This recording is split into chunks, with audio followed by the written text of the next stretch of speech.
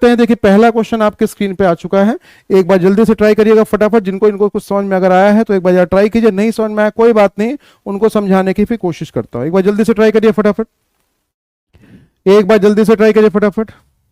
Option number, अब देखिए हिंदी में भी लिखा होगा, ऑप्शन डेफिनेटली यहाँ पुत्री हो जाएगा, ठीक है, ये पुत्री हो जाएगा, ये बहू हो जाएगा, ये ग्रैंड डॉटर मतलब पोती हो जाएगा, और ये बहन हो जाएगा, ठीक है। बहुत छोटे छोटे रिलेशन है तो इसके लिए ज्यादा टेंशन लेने की बिल्कुल जरूरत है नहीं। क्वेश्चन क्या कह रहा है, Anita is the mother of Prashant father. क्या कह रहा है, प्रशांत के फादर की माँ कौन है भाई, अनीता है। कहानी समझ में आ रही है। तो चलिए सबसे पहले क्या करिए, पहले बनाइए प्रशांत को। पहले देखिए क्वेश्चन कैसे बनता है भाई, तो मैंने यहाँ लिख दिया प्रशांत को। इंग्लिश में डेटा को पढ़ने का तरीका आपको जरूर पता होना चाहिए कि पहले किससे पढ़ते हैं फिर किससे पढ़ते हैं। अदरवाइज अगर इंग्लिश में दिक्कत है तो कोई परेशानी वाली बात नहीं, आप उसको हिंदी में पढ़ लीजिए। बस आपको कंसेप्ट क्लियर करना है और अपना एक नंबर पक्का करना है। वहां कोई डिबेट नहीं कर रहा आपसे कि आप इंग्लिश मीडियम से पढ़े हुए या हिंदी मीडियम से, बस क्वेश्चन का पैटर्न आपको क्लियर होना चाहिए, बस हो गया। ठीक है, क्लियर, ठीक है। अब जैसे समझिएगा क्या कह रहे हैं, प्रशांत के फादर की माँ कौन है, अनीता। प्रशांत के कौन है भाई, फादर है। तो अभी उनका हमें नाम नहीं पता, लेकिन हम वहां पे मार्क जरूर कर देंगे कि चलो भाई प्रशांत के फादर हो गए। प्रशांत के फादर की जो मदर है उनका नाम क्या है, अनीता है। इनका नाम कंफर्म है तो यहां पे लिख दीजिए अनीता। बोलिए कहानी समझ में आ गई। अब क्वेश्चन आपसे क्या कह रहा है, हाउ इज प्रशांत मदर। प्रशांत की जो माँ है, प्रशांत की माँ मतलब प्रशांत के फादर की वाइफ। बोलिए, कह रहा प्रशांत की जो माँ, ये जो पर्सन है उनका कनेक्शन पूछा किससे, अनीता के पति से। अब बताइए अनीता के जो पति देव होंगे, जो इनके एजी हैं अनीता के, वो कह रहा है कि प्रशांत की मां को क्या बोलेंगे।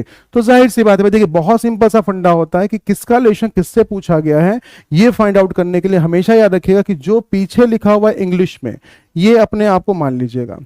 ठीक है, आपको मानना है कि मैं अनीता का पति हूं, इसका वास्तविकता से कोई संबंध नहीं है, ध्यान रखिएगा। अगर कोई अगर अनीता होगी तो ये नहीं कि आप उसके पति अपने आप को मानना शुरू कर दीजिए, ये भैया क्वेश्चन हुआ में है, बस हो गया। ठीक है, तो इस अनीता के पति का वास्तविकता से कोई संबंध नहीं है। अगर किसी व्यक्ति या वस्तु के साथ इसकी समानता होती तो इसे मात्र एक संयोग कहा जाएगा। ठीक है भाई, तो क्वेश्चन ने क्या कहा कि आप अगर अपने आप को अनीता का पति मानते हैं तो अनीता के पति को, अनीता का पति जो होगा वो प्रशांत की माँ को क्या बोलेगा। तो भैया ये मैं हूं, अपने आप को मान लीजिए, मैं प्रशांत की माँ को क्या बोलूंगा, मैं भैया उसको क्या बोलूंगा, उसको बहू बोलूंगा। और बहू बोलूंगा, दैट मीन्स आपको चूज करना है किसको, ऑप्शन नंबर बी को। बस दैट्स इट, क्वेश्चन आपका सॉल्व हो जाएगा। ठीक है, समझ में आ गया सभी को, बोलिए। ठीक है ना, बहुत सिंपल सा फंडा, ऐसे क्वेश्चन को आपको डायरेक्ट टैकल करना है। क्लियर, बस ये ध्यान रखिए, कई बार देखिए ऐसा होगा कि आपको वहां पे जो मानना पड़ेगा उसके बिहाफ पे आपको कई बार ऐसा एहसास होगा कि भैया हम तो दादाजी बन गए। भाई दादाजी नहीं बने, वो क्वेश्चन के लिए दादाजी बने। ठीक है, सेल्फ ऑब्जर्वेशन का मतलब सिर्फ इतना होता है। क्लियर फंडा, वेरी गुड, बहुत बढ़िया।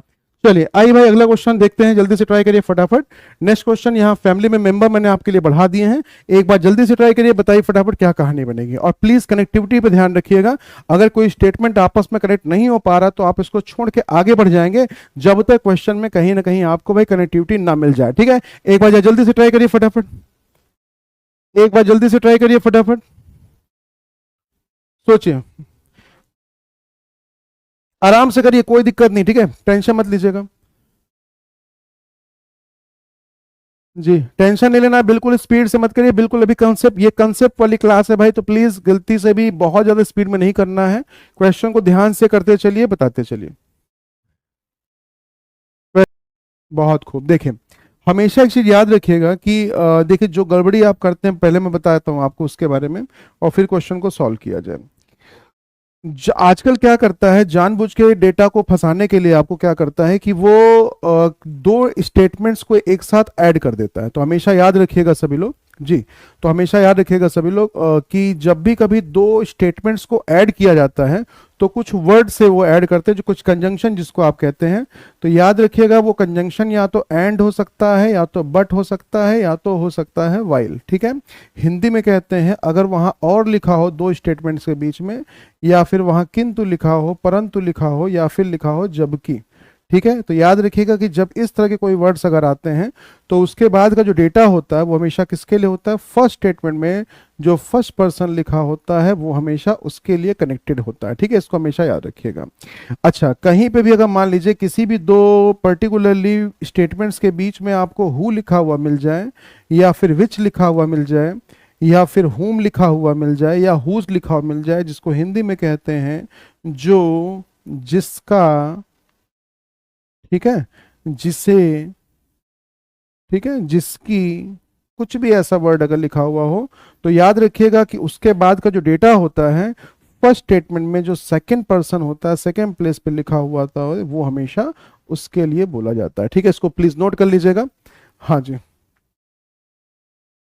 ठीक है, समझ में आ गया भाई। अच्छा, अब जरा समझिएगा ध्यान से। अब जैसे यहाँ पे भी देखिए कई कई जगह ऐसा हो सकता है, देखिए जैसे यहाँ लिखा हुआ एंड लिखा हुआ है, तो एंड का मतलब कि देखिए जो ये वाला डेटा है वो किसके लिए होगा, हमेशा फर्स्ट पर्सन का जो फर्स्ट प्लेस होगा, जो फर्स्ट प्लेस पे जो फर्स्ट पर्सन लिखा होगा, ध्यान रखिएगा हमेशा उसके लिए बोला गया। यहाँ भी देखिए दो स्टेटमेंट्स को कनेक्ट किया गया लेकिन हु के साथ, तो हु किसको बोला जाता है, सेकेंड पर्सन के लिए। तो इस स्टेटमेंट में सेकेंड पर्सन कौन है, वी है। ठीक है, इसको हमेशा याद रखिएगा, क्योंकि जब तक ये चीज आपकी क्लियर नहीं होगी, ध्यान रखिए कोई भी पढ़ा दे, किसी से भी आप पढ़ लीजिए, किसी भी जगह आप पढ़ लीजिए, कभी भी क्वेश्चन का पैटर्न क्लियर नहीं हो सकता है। बोलिए क्लियर हो गया भाई। अच्छा, क्वेश्चन देखिए क्या कह रहा है आपसे, एस और आर दोनों क्या है भाई, एस और आर को बोला गया है कि एस और आर क्या है, दोनों भाई हैं। जरा देख लीजिएगा ध्यान से, एस और आर, देखिए अब स्टेटमेंट क्या कह रहा है, एस एंड आर ब्रदर्स है ना, एस और आर दोनों अगर भाई हैं तो दोनों क्या प्लस लिख दीजिए, बहुत बढ़िया। फिर देखिए मुझसे क्या कह रहा है कि टी जो है वो बेटी किसकी, एस की। अब देखिए एस आपके पास कनेक्टेड है, तो देखिए टी अगर बेटी है एस की तो डेफिनेटली टी को आप यहां लिख दीजिए, टी बेटी हो गई एस की। ठीक है, फिर आपसे क्या कह रहा है, U is the spouse of R, कह रहा है यू जो है वो क्या है भाई, आर की स्पाउस है। तो जाहिर सी बात है सर कि स्पाउस किस साथ साथ ही होते हैं, मेल है, तो डेफिनेटली यू क्या हो जाएगी, बोलिए यू हो जाएगी फीमेल। फिर देखिए क्या बोला गया था, एंड, तो एंड किसके लिए बोला जा रहा है, क्यू की माँ, फर्स्ट पर्सन, मतलब एंड को रिप्लेस करी किससे, यू से। तो स्टेटमेंट क्या बना कि यू मदर है किसकी, क्यू की। अब बताइए यू अगर मदर है क्यू की, तो डेफिनेटली उसको आर के साथ भी आप कनेक्ट कर सकते हैं कि आर जो हो जाएंगे उसके फादर हो जाएंगे। ठीक है, तो यू जो है स्पाउस है किसकी, आर की, उसके साथ साथ मदर है किसकी, क्यू के। लेकिन इससे क्यू का जेंडर कंफर्म नहीं होता है। बोलिए समझ में आ गया। अच्छा, अब जरा देखिए क्या कह रहा है कि P जो है वो V की क्या है, बेटी। अब देखिए ना तो आपको P का पता है ना तो आपको V का पता है, उसको छोड़ दीजिए, क्योंकि सर P और V के बारे में किसी में भी आपको स्टेटमेंट में लिंक आपको अभी तक नहीं दिख रहा है। कोई बात नहीं, हु लिखा हुआ है तो हु किसके लिए होता है, हमेशा सेकंड पर्सन के लिए, तो V के लिए कहा जा रहा है कि V स्पाउस है किसकी, T की। अब जरा बताइएगा कि V अगर स्पाउस है T की, ये फीमेल है, तो डेफिनेटली V क्या हो जाएगी, मेल। अब जैसे ही देखिए V आ जाएगा तो क्या बोला गया था, V की बेटी कौन है, P। अगर V की बेटी डेफिनेटली वो T की भी बेटी होगी, है ना।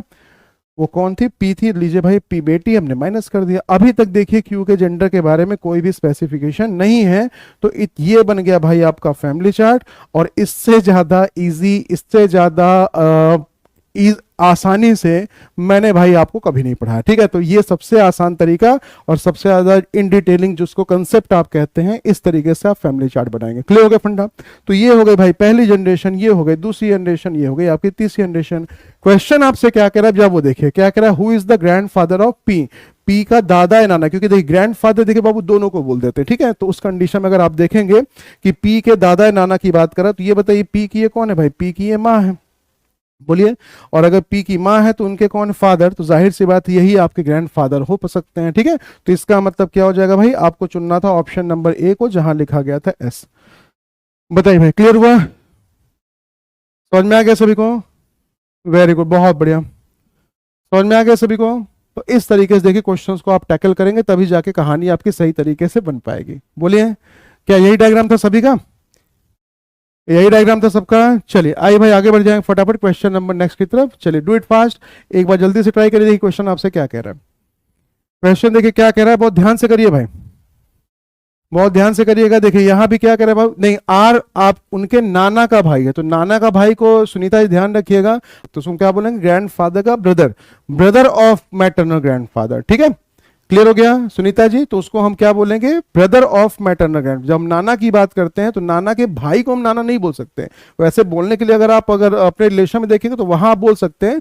जब आप ब्लड रिलेशन टॉपिक के अंदर की बात करते हैं तो यहाँ जब बुकिश लैंग्वेज की आप बात करेंगे तो वहां पे लिखा होगा ब्रदर ऑफ मैटरनल ग्रैंडफादर, आपके नाना जी के भाई। ठीक है, याद रखिएगा। क्लियर फंडा, आई थिंक अब क्लियर हो गया होगा।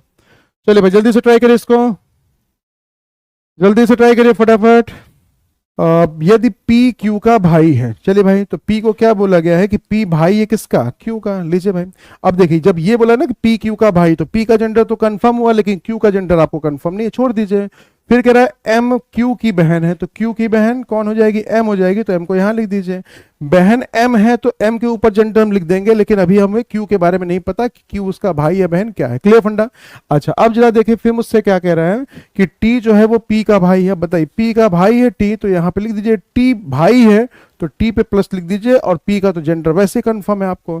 अब क्वेश्चन देखिए आपसे क्या कह रहा है कि क्यू और टी से किस प्रकार संबंधित है। हिंदी में कैसे पता करेंगे, ध्यान दीजिएगा, से के पहले जो पर्सन लिखा है ये अपने आप को मानिएगा, ठीक है, स्वयं ये अपने आप को मान लीजिए कि आप कौन है, आप टी हैं, और अगर आप टी हैं तो आप क्यू को क्या कहेंगे, बताइए। मैं टी हूं तो क्यू को कहने के लिए क्यू का जेंडर तो पता होना चाहिए भाई।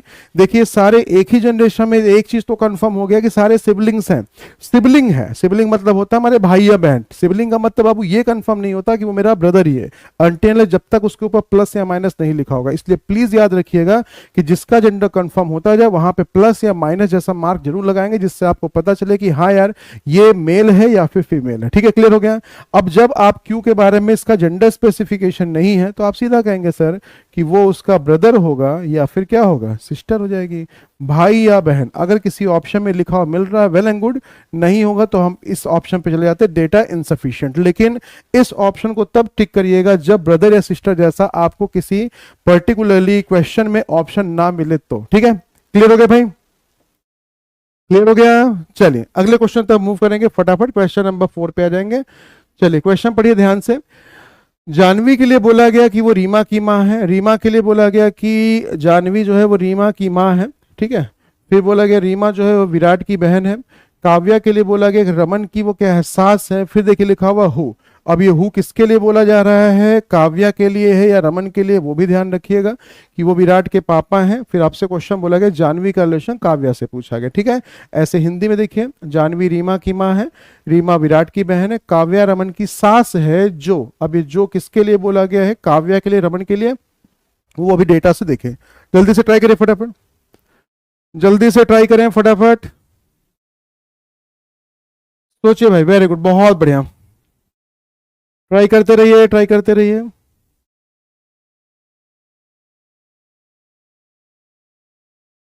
बस कंसेप्ट को समझते चलिए, जो बोल रहा हूं बस मेरी वर्डिंग को ध्यान रखिएगा, सारी की सारी कहानी बिल्कुल सही हो जाएगी, ठीक है। और अभी मैंने लिखवाया हुआ था कि कौन सी चीज किसके लिए बोली गई, बहुत बढ़िया। चलिए क्या बोलेगा, जानवी जो है वो रीमा की कौन है भाई, माँ है। चलिए हिंदी में देख रहा हूँ, हिंदी में देख लीजिएगा, कोई फर्क नहीं पड़ेगा। जानवी जो है रीमा की माँ है, तो हमने यहाँ पे लिख दिया रीमा। और रीमा की माँ कौन है भाई, जानवी है, तो हमने यहाँ पे लिख दिया जानवी को। ठीक है, जानवी माँ है तो हमने इसको मदर बना दिया, ठीक है। फिर मुझसे कह रहा है कि रीमा जो है वो विराट की कौन है भाई, बहन है। तो रीमा बहन है किसकी, विराट की, तो जाहिर सी बात है भाई विराट इसका सिबलिंग ही होगा, ठीक है। अच्छा अब आपसे देखिए क्या बोला गया है, फिर आपसे बोला गया कि काव्या जो है वो रमन की कौन है भाई, मदर इन लॉ है, मतलब उसकी है सास। अभी ना तो आपको यहाँ पे काव्या दिख रही है ना तो रमन, तो प्लीज स्किप दैट, इसको तुरंत छोड़ दीजिएगा क्योंकि अभी से दोनों में से मुझे कुछ भी नहीं दिख रहा, ठीक है। आगे बोला गया था हु हमेशा किसके लिए होता है, नियरेस्ट पर्सन, मतलब रमन के लिए होगा। तो रमन के लिए क्या बोला गया है कि वो विराट के कौन है, पापा। बताइए अगर विराट के पापा होंगे तो जानवी के पति होंगे कौन, जिनका नाम है रमन। बोलिए क्लियर हो गया, ठीक है भाई। अब क्वेश्चन देखिए आगे आपसे क्या बोला गया है। फिर आपसे कह रहा था, देख जो आपने डेटा छोड़ा था कि काव्या को बोला गया था रमन की क्या है भाई, वो सास है। तो रमन की सास कौन है, रमन की वाइफ की माँ, जिनका नाम है भाई काव्या।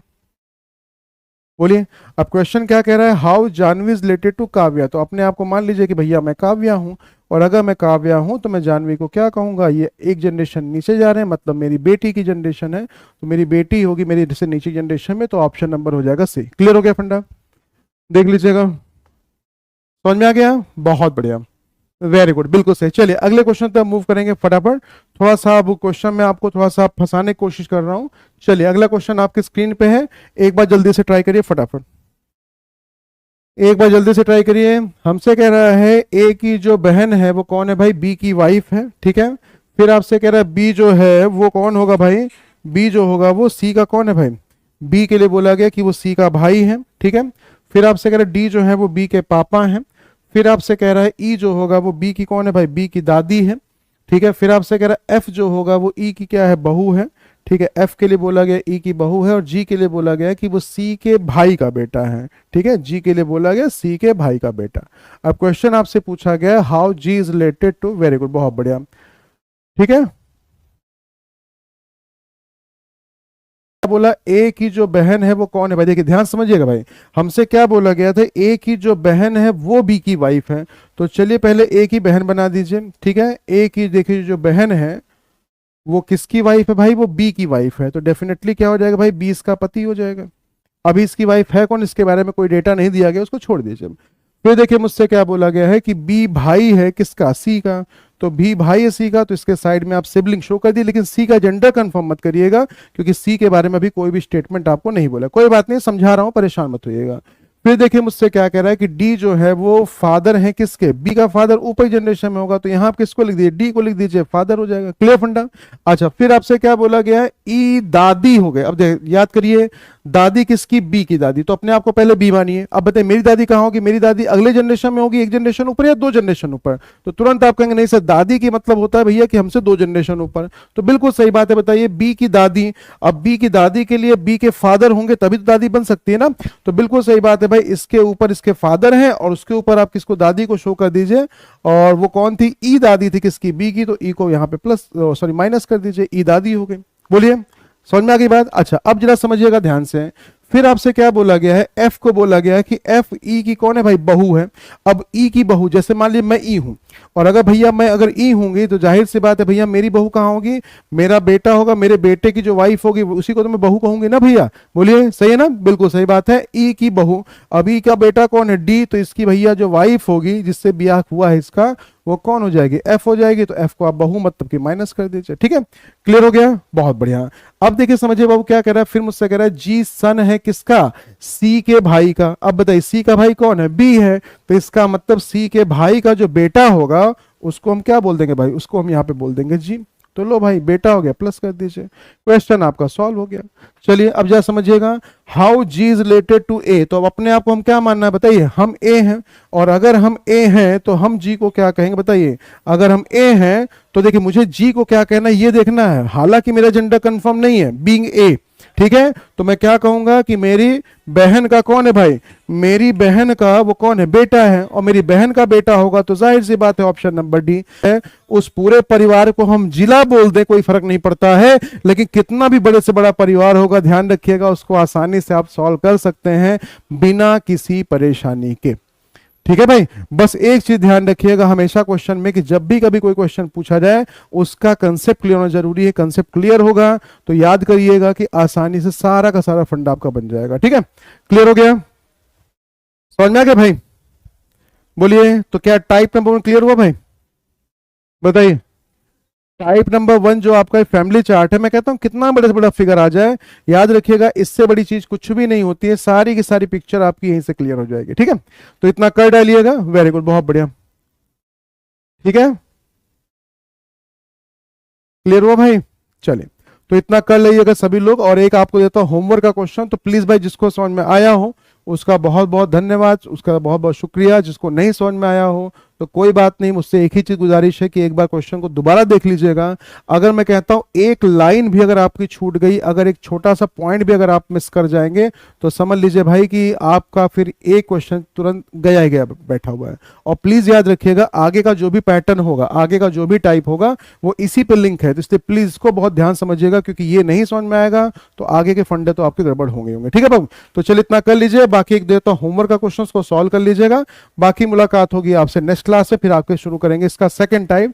तो ये है आपका आज का फंडा, इतना कर डालिएगा। बाकी मिलते हैं फिर नेक्स्ट क्लास, तब तक के लिए हंसते रहिए, मुस्कुराते रहिए। बाकी सेशन पसंद आया होगा तो उसको लाइक कर लीजिएगा, शेयर कर लीजिएगा। मैं सामने से हट रहा हूँ, इसका स्क्रीनशॉट आपको दिख जाएगा, ले लीजिएगा। उसका आंसर आप लोग कमेंट सेक्शन में पोस्ट करिएगा। क्लास कैसी लगी जरूर बताइएगा, जिससे अगली क्लास में थोड़ा सा कुछ मामला और बढ़िया लेके आऊं, ठीक है। तो इतना कर लीजिए, बाकी हंसते रहिए, मुस्कुराते रहिए, पढ़ते रहिए, आगे बढ़ते रहिए। केकरे साथ है, हमारे साथ है ना। चलिए आज के इतना है, तब तक के लिए धन्यवाद।